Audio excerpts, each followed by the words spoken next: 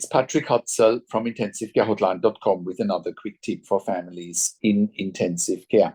So today I want to actually focus on what are the most important questions that you need to ask when ICU is telling you your loved one should go to an LTAC. Now, one disclaimer here, this is for our audience in the United States. LTACs don't exist outside of the United States, so therefore this is really specifically for our US audience, because we're having inquiries almost every day. What should I do if ICU is telling you that your loved one needs to go to LTAC? And you only really get asked that question if your loved one ends up having a tracheostomy and is ventilated, or sometimes if your loved one does manage to get off the ventilator in ICU, they still might ask you to go to LTAC. So let's dive right into it. The first question that you should be asking is this a good LTAC, right? And from my experience, there are no good LTACs. I mean, look up the LTAC reviews online. They are appalling, right? They are absolutely appalling. We have families literally begging us, trying to help them to go back to ICU once they have been discharged to LTAC because they're doing their research too late. Have a look at the online reviews, what they're saying. And the online reviews are pretty dismal, right? Next question you need to ask, what is the qualification level of the nurses there? Are they critical care trained? Are they having ICU experience, right? Because once again, when someone is on a ventilator with a trach, they need ICU nurses 24 hours a day. Most LTACs don't have it. Let's call it for what it is, right? Next question you need to ask, what is the nurse to patient ratio? So what that means is in ICU, there's often a 1-to-1 nurse to patient ratio, sometimes 1-to-2. In LTAC, from my experience, it's often 1-to-4, 1-to-5, sometimes 1-to-10, which for a ventilated patient, that is unsafe. That is unsafe, right? You're putting a loved one at risk if you let them go to an LTAC. Next question is there access to ICU doctors 24 hours a day or to specialist doctors? Once again, my experience is after having worked in intensive care for over 25 years in 3 different countries, and after having consulted for families in intensive care all over the world since 2013, that there are no doctors on site in LTAC, or there may be no doctors on site, certainly no ICU doctors, let alone any specialists. They're coming and going. They're not on site all the time. So medical cover is pretty average. That leads me to the next thing. Now that you know there is often no specialist doctor cover and that there is no specialist nursing cover as well, what are their success rates for ventilation and tracheostomy weaning? Well, from my experience, they're not very high because they simply lack the specialist skills there, right?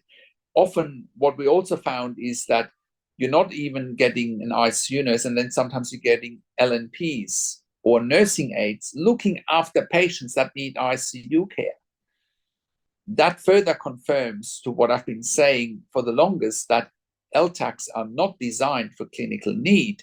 They are designed for saving money, right? They're designed for saving money. They're designed to empty ICU beds. They're certainly not designed for clinical need. Next question you need to ask is physical therapy available? Now, one thing that we found over the many years working with families in intensive care is that, ICUs often, quote unquote, pitch to families in intensive care, well, you need to take your loved one to LTAC because there they'll get physical therapy. Well, my experience is they're not. It's just a sales pitch to get you to sign up for LTAC. And when you're going there, you will find there is no physical therapy. It's bait and switch, unfortunately. Next question you need to ask is there an ICU on site? Now, what we've seen over and over again, and I have done countless videos about that, is that when someone goes from ICU to LTAC, they're bouncing back to ICU pretty quickly within 24 to 48 hours because patients are getting discharged way too prematurely. and then they bounce back into ICU, and they often bounce back into another ICU because the discharging ICU no longer has a bed available. So then they're going to another ICU further away. It's all a mess. So imagine your loved one goes from ICU to LTAC and then bounces back into another ICU, but then in 3 places within a short period of time, and they are as vulnerable as they can be. That is madness in my mind, and it is unsafe, and it is not holistic care. It is selfish care. Selfish, I mean selfish for the hospital, selfish for the LTACs. It's not patient-centric care. Right? Next question you need to ask. How much time does your loved one have in LTAC to get off the ventilator? Right? So what we've seen once again over and over again, and hospitals don't tell you about it because they're sneaky, is there's often only a 30-day window in LTAC to get off the ventilator and the trach before they suggest for your loved one to go to a SNF, skilled nursing facility, which is even worse than LTAC, right? Once your loved one has entered SNF, very unlikely they will ever get off the ventilator from my experience. Now, let's look at the LTAC experience. You know, your loved one's going to LTAC, like I said, they won't have physical therapy. They don't have proper weaning regimes because no one knows what they're doing. And then the clock is ticking. You have 30 days. It'll take them 2 weeks to just get to know your loved one. Then your loved one only has 2 weeks to get off the ventilator, which is often not long enough. And then after 2 weeks, they're already looking for a SNF, skilled nursing facility. Can you see that a 30-day time window is not enough? It is not enough. It's cutthroat, and it is not in your loved one's best interest. It's not in your loved one's best interest to go to an LTAC to begin with. The skills to wean a patient off the ventilator and the trach are in ICU, right? And lastly, ask them for success stories of successful ventilation and tracheostomy weaning. Ask them for it. Ask to talk to those families that have been in those situations, whether they managed to get their loved ones off the ventilator or not. And lastly, ask them, it's almost like a bonus, ask them if there is access to specialist doctors such as hematology, you know, dietitian, speech therapy, cardiology, neurology, whichever specialty you need, because again, that is often also not available, which then makes it much more likely for your loved one to bounce back into hospital because they're so unwell. That means specialist input is often needed, right? So I hope that explains to you what questions you need to ask, right? And then before I forget about the other thing that I should be asking, that you should be asking, is it legal to discharge your loved one from ICU to LTAC? And most of the time it's not even legal. What I mean by that is they can't discharge your loved one without you, assuming you are the power of attorney or your loved one's consent, right? Let that sink in, you know, and I can verify that by you asking for the hospital discharge policy.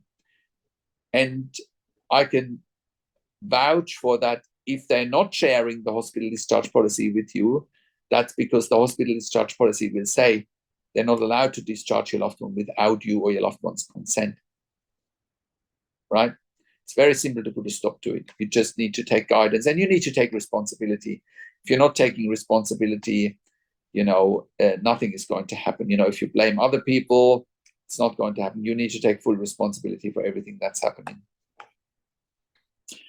You know, and that's also why we created a membership for families of critically ill patients in intensive care that you can get access to by going to intensivecarehotline.com, by clicking on the membership link, or by going to intensivecaresupport.org directly. In the membership, you have access to me and my team 24 hours a day, and we answer all questions intensive care related, and we teach you proven strategies, making sure your loved one gets best care and treatment.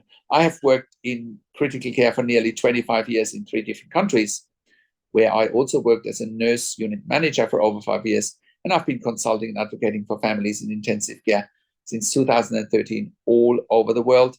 I can say without any hint of exaggeration that we have saved lives as part of our consulting and advocacy. Have a look at on our testimonial section and have a look at our podcast section where we've done client interviews. And like I said, with all my experience in intensive care, that's why I also offer one-on-one consulting and advocacy for families in intensive care over the phone, Skype, Zoom, WhatsApp, whichever medium works best for you. And I make sure you make informed decisions. You have peace of mind, control, power, and influence. 99% of families in intensive care don't have it because they don't know what they don't know. They don't know what to look for. They don't know what questions to ask. They don't know their rights, and they don't know how to manage doctors and nurses in intensive care. That's their biggest challenge. And with all of my insights, I can turn things around with you very, very quickly. I obviously offer the one-on-one phone consulting, Skype, Zoom, WhatsApp. I talk to you and your families directly. I talk to doctors and nurses directly. And I ask all the questions to the doctors and nurses in particular that you haven't even considered asking because of my experience, right? And my ability to communicate with them on a clinical level, right? I also represent you in family meetings with intensive care teams. I strategize with you whether it's even the right strategy to go into a family meeting with intensive care teams. But if it is the right strategy, then I will represent you there, making sure, once again, your loved one gets best care and treatment when you have a loved one in intensive care. We also offer medical record reviews in real time so that you can get a second opinion in real time. We also offer medical record reviews after intensive care. If you have unanswered questions, if you need closure, or if you are simply suspecting medical negligence. And all of that you get at intensivecarehotline.com. Call us on one of the numbers on the top of our website, or simply send us an email to support@intensivecarehotline.com.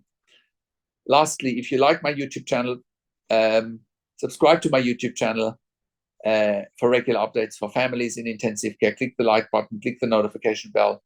Comment below what you want to see next, what questions and insights you have. Share the video with your friends and families. Thank you so much for watching. This is Patrick Hutzel from intensivecarehotline.com, and I will talk to you in a few days. Take care for now.